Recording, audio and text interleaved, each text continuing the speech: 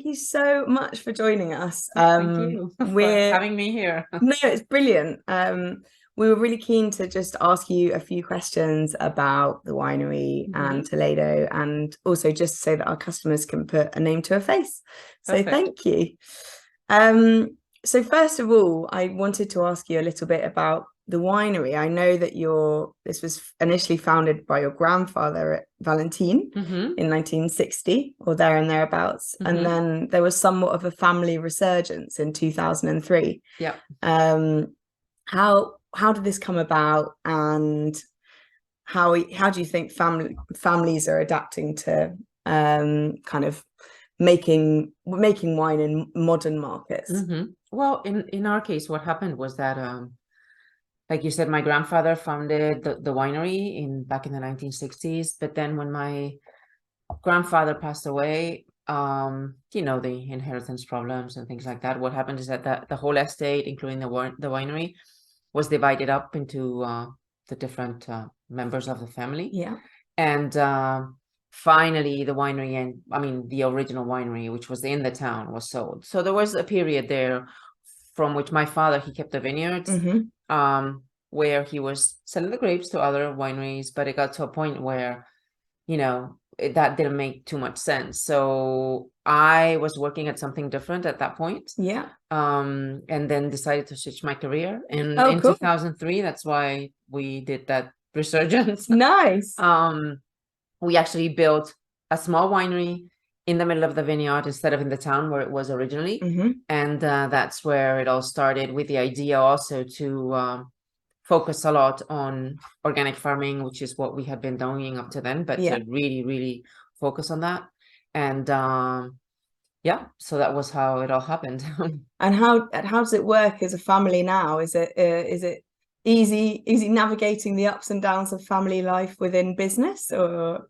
Well, I think that these things are never easy, because when you work with family or people that you know, or you have a much more closer relationship, it's always tougher, because I don't know, I think that as human beings, we tend to be, have more confidence to say things maybe that we shouldn't say. But and it's actually working, so it's not a problem. Brilliant. You can certainly, my experience with my family, or my sister in particular, is you can be very honest with family, can't you, in a way that... Exactly. You're being very polite by saying honest. Cool. Okay. So that's brilliant, and we love working with family producers. So it's really it's a great story.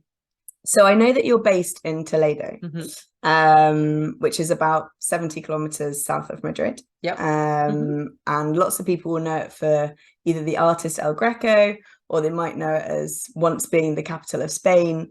But I'm not sure that everyone is so familiar with how it is as a winemaking region. So I wonder if you could just tell our customers a little bit about... You are right that our area is not very well known outside of Spain for making wine, but we have a lot of ancient wineries. We have a lot of old vineyards planted for many generations. Yeah. But yeah, it's true that we're not a famous appellation. I do think that the city of Toledo helps, in the sense that a lot of people know the city. Yeah, absolutely. So the way I see it, we are part of a bigger area, which is La Mancha, but Toledo per se has a specific microclimate, and especially in different areas of the province, different things are going on. Yeah. And we'll see later that with the specific kind of Tempranillo, which is grown in Toledo, called Cencibel. It has a difficult name to pronounce, so that's why we don't put it again. Cencibel. Cencibel, it's like sensible, but with a th. Okay, that's very helpful. So it has a really interesting characteristic that is part of that genetics of that type of Tempranillo that's only grown in our area. Yeah. Okay, cool. And the altitude also is interesting, because the Madrid is already 700 meters above sea level.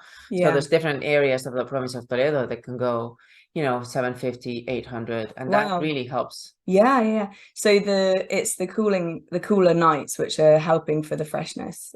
Yes, although these, with what's going on with the climate change, I don't really know what is helpful anymore. Yeah, because it's difficult to predict. But yeah, it's true that there's a, winters are cold. Mm.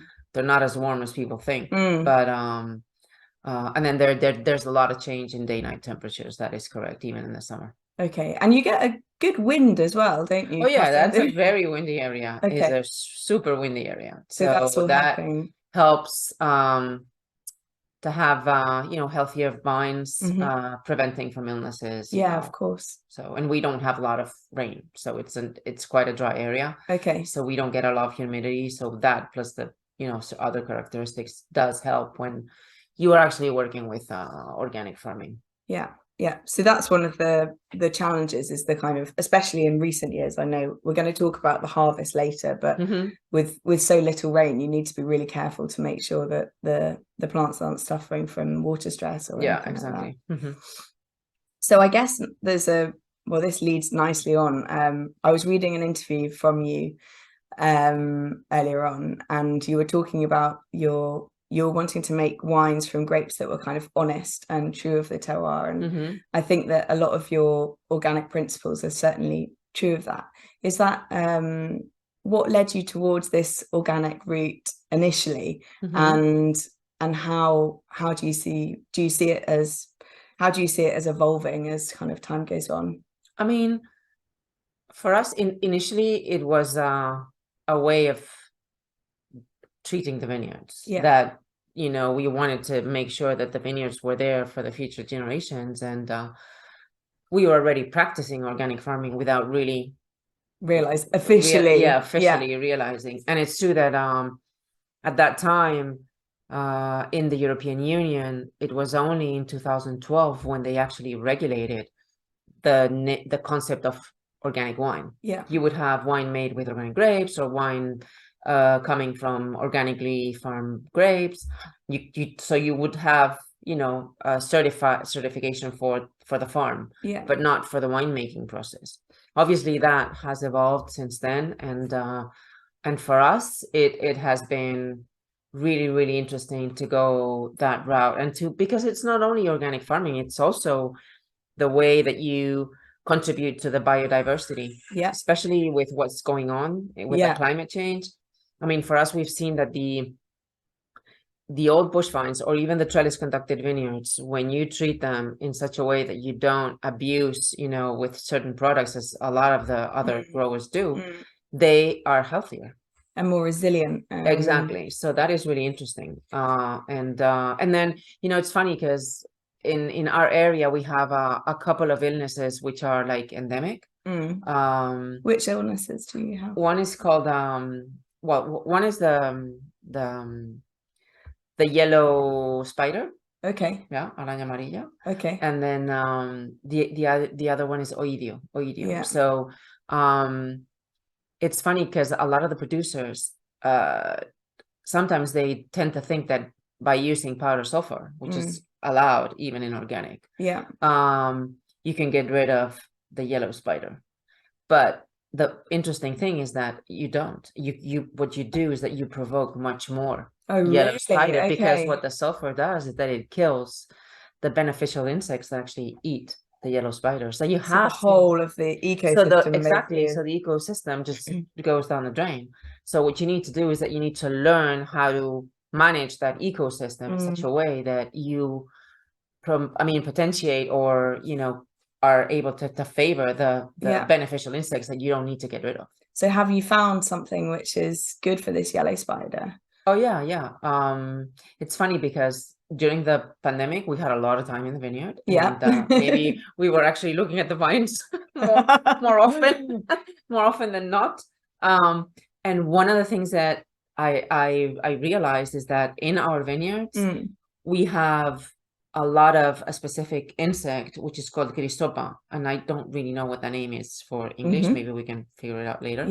But these are predators, so they eat the yellow spider. Excellent. And they and we have, initially when we saw the eggs on the back side of the leaves, we were like, oh my god, what's this? And then we investigated a bit more, and we realized that it was that. And we are happy to have that. And then also, if you also need to work with a product like there's been investigations in the vineyards with orange, oil coming from oranges. Okay. Yeah, so it's like a citric product, and that is completely neutral, and it kills the yellow spider at all. but it doesn't kill the other beneficial insects. Okay.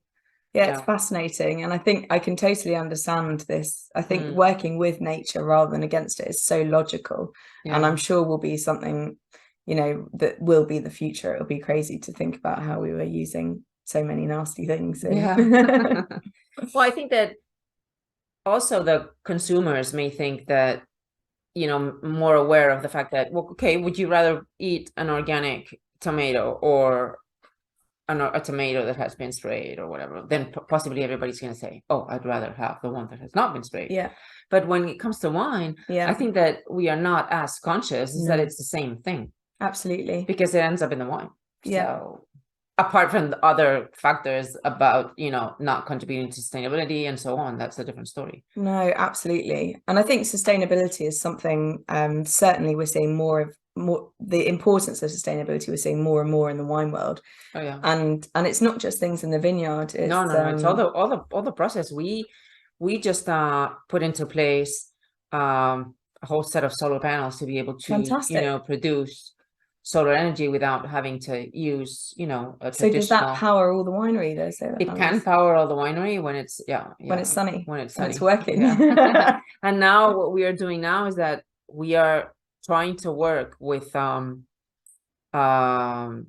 project that has been done in Madrid by it started initially by some Spanish investigators and from Madrid to be able to recycle wastewater. Awesome. So that's so important because especially because we don't have water, so then you'll use it you'll use it again in the winery. We will use it again to clean, hopefully, and if possible to also, maybe irrigate if that comes to place, but that's going to take a little time, but at least to reuse it at the winery. Yeah, absolutely. That would definitely, because I think that we are not aware of, it's just too bad that we have to just throw that water away. And not even just throw it away. Certainly in the UK, you have to get someone to come and take it away. That's what happens to us, because our winery is in the middle of the vineyard. It's not, so we don't have. Oh, really? Okay. We don't have a sewage system. Nor an electricity system. So it's, especially with a sewage system, we need to have a company that comes and takes it away, and it's very expensive. So this is going to be a great solution all round. Well, fingers crossed. I'm hesitant to ask about it because I know it's been such a plague, but we're just starting to recover from COVID now. I would say, touch wood, in the UK. How are things in Spain? Are you starting to see hospitality returning to normal? And it was returning to normal, and it's true that after COVID, I think that there's been a surge in business and people wanting to get out and to do things that maybe we were not able to do for a certain time, because when you really think about it, it's like a horror movie. It's like, did we really go through this? I'm almost forgetting it now, because where I think that we had a completely different lockdown than you guys did. It was very severe. We were like locked. I mean, we couldn't even go do sports. The only thing people could do is go shopping and walk the dog. And all of a sudden, everybody had dogs. So that's the only thing. To be fair, that is similar to here, even though it wasn't as strict. There's a lot of dogs now. I'm a dog owner now, and I wasn't before.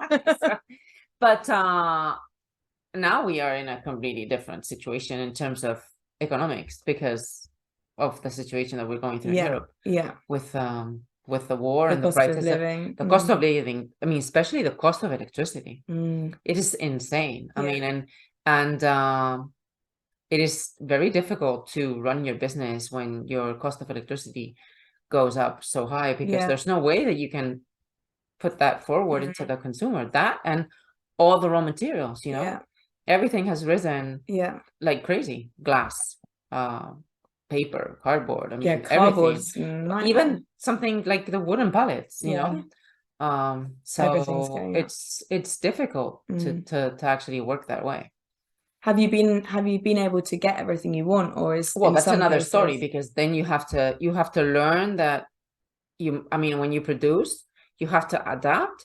Like, for instance, with a bottle of especially with the white transparent bottles, because I Mm. think that they are much harder to produce. Oh, okay. For some reason, you can't get what you want. Mm. And you know, you just have to go with what's available. Mm. Sometimes it's okay but others it's not that okay, because then you need to figure out that if your bottle has whatever shape or whatever size and it doesn't fit in the box, and I don't know, there's other components that make life a bit harder. It's a crazy, challenging world that we're living in at the moment. The only really positive thing that I find about this scarcity, about, you know, raw materials, is that I'm hoping that the whole productive chain and consumer chain understands that, you know, maybe having the super sophisticated bottle is not that important. Absolutely. You know? So it's what's in the bottle which counts. And let's hope that'll be a really positive change to come out of all this. And I also think that we have all become a bit more patient. Mm-hmm. You know, because sometimes we were expecting things to just happen, boom, order wine next week. So there are certain things that are not under our control anymore. Yeah. And I think that I'm hoping that the positive thing about COVID and about the situation is that we have become a bit more patient. I'm hoping. Fingers crossed. I think we could all do with a bit more. A bit more of that.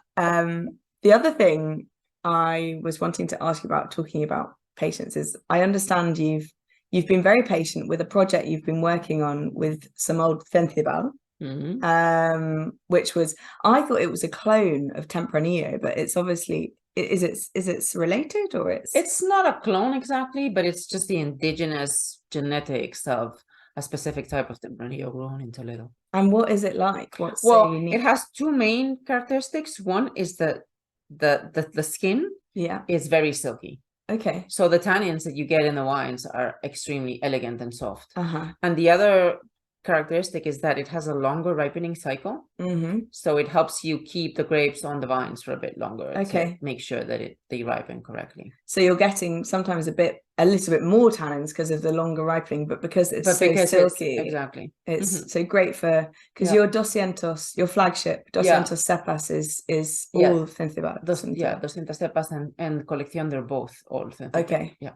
Okay, great. From different soils, so that's why the two wines are different. But okay. And how have you had to change the way that you're working in the vineyard with this different grape, or is it? No. It's just a grape that it's very at home. You have to take into account that the oldest vineyard that we have of Fenthibal is almost 60 years old. Fantastic. So what we do is that when we have to replant, we use the genetics of those old vineyards to replant. Okay. With the same genetics of the Fenthibal that we have. Yeah. Fantastic. Well, I'm sorry we don't have any wines to taste today. It's okay. It's a dry conversation. Yeah. It's okay. Well, the last couple of things I wanted to ask about is we're in November now, so you've finished the harvest. Congratulations, another year. How's it been, and what can we expect from these wines when they reach us? Oh, it's been a challenging year, I think, for everybody in Europe because of the heat. So in Spain, we are used to the heat, but what we are not used to is such a prolonged and such a long period of extreme heat. Yeah, and no rain really as well. No. So we've had even in the month of May, we got days with 35 to 40 degrees centigrade in Madrid, up to all the way in September. So that's been crazy. What has happened in my area and what we have seen in my area is that the old bush vines, which I think that, they are the best weapon against climate change, have been able to cope with the situation perfectly. But the trellis conducted vineyards, depending on the grape variety, some of them have suffered such a stress with the heat that when a vineyard suffers, extreme heat, what they do is that they block themselves. So they lock down. They don't advance. They don't move. So they don't ripen correctly. You have to wait till that ripens. And so what I've seen in the area is that especially those producers that have a lot of yield in the vineyards, those have suffered a lot with stress, and the ripening has not been good. Okay. And in our So case, the grapes are shriveled, or they've just not they've become too ripe, or they no, they just you had to harvest them without, I mean, knowing that they were not in their optimum okay, ripening because the plant had situation. basically Yeah, because the stopped. plant stopped and it wasn't going to go any Yeah. further. And if you don't pick them up, they would end up rotting, you know. Yeah. So Yeah. It's sad, isn't it? yeah, so that is one thing that has happened in general. And then another thing is that some of the vineyards that have, you know, gone through the stress with the heat stress, or the water stress, because again, I mean, if you can irrigate, that makes life a bit easier. Yeah. But still, even with irrigation, you know, it's not perfect. No, it's not perfect. So what has happened is that maybe opposite to what many people may think, we've had less alcohol. Okay, that's not what I was expecting you to say. Yeah, well, because what happens is that because if your vineyard blocks and it doesn't, Yeah, I mean, it just doesn't work. Yeah. So it doesn't, you know, they're not getting the sugars. no. Okay, that's really interesting. So that's interesting. And in a way, you know, I mean, in our case specifically, like I said, bush wines have no problem. And we just realized that there's a little, I mean, less alcohol in, I think, one of the garnachas. Okay. But given that, I think that also the tendency for wines with a bit less alcohol, I don't think that's going to be a problem. Absolutely. As long as you don't expect the same, you know, weight. Yeah. I mean, because when people say, oh, you know, it's like, oh yeah, I'd rather have a lower alcohol. But if they expect the same weight in the mouth of a 12-degree wine with a 14-degree wine, that's not going to happen. No. So. Yeah, well, it's a very unique year, and I mean, we'll see what next year brings. But these kind of changes to our climate are pretty. Well, look at the weather. Yeah. So we're in November. I know. And in Spain, we haven't even worn a coat yet. No, I know. Which is strange. Yeah. Very odd. So, well, hopefully with more and more people doing things like you're doing, these sustainable practices, we can hopefully start to try and make a difference. Yeah. I mean, we're just, like I always say, we're a little grain in the desert, you know. I know. But I know. Hopefully it does help. Yeah, fingers crossed. Well, one more question for you on a positive note. What are you working on at the moment? What projects have you got in the pipeline? Well, we are actually working on finalizing a wine that we made last year for the first vintage, which is a single vineyard garnacha. Oh, okay. That we ferment in stainless, in inox, but the malolactic fermentation is done on used oak. Okay. And the first vintage we just did like 7 oak barrels. Yeah. And but it's worked really well. Okay. So we are working on that second vintage of the wine. And then the other project that I've been working on, and that we unfortunately couldn't put into place this last year, was I've been sourcing different producers around the area that have old vineyards of Airén. Airén is a Spanish grape, okay, white. Yes. And there's a small producer that is certified organic, because I don't work with anybody that is not. Yeah. So and he has a really old vineyard, and hopefully next vintage we'll be able to work on that. Yeah, that's very exciting. That and my project of recycling the wastewater. That as well, yes, and the solar panels, which will be kicking in. That is already in place. It's in place. Yeah. Okay. Oh, fantastic. Well, it's been absolutely wonderful to have you. And well, thank you for having me. Thanks on behalf of everyone at Private Cellar as well. And I'm sure all our customers are gonna love hearing about this. And they can come visit, you know. It's easy to fly from the UK to Spain. So there you go. We are only 1 hour from Madrid, so careful what you offer though. Yeah, it's okay. I mean, it's fine.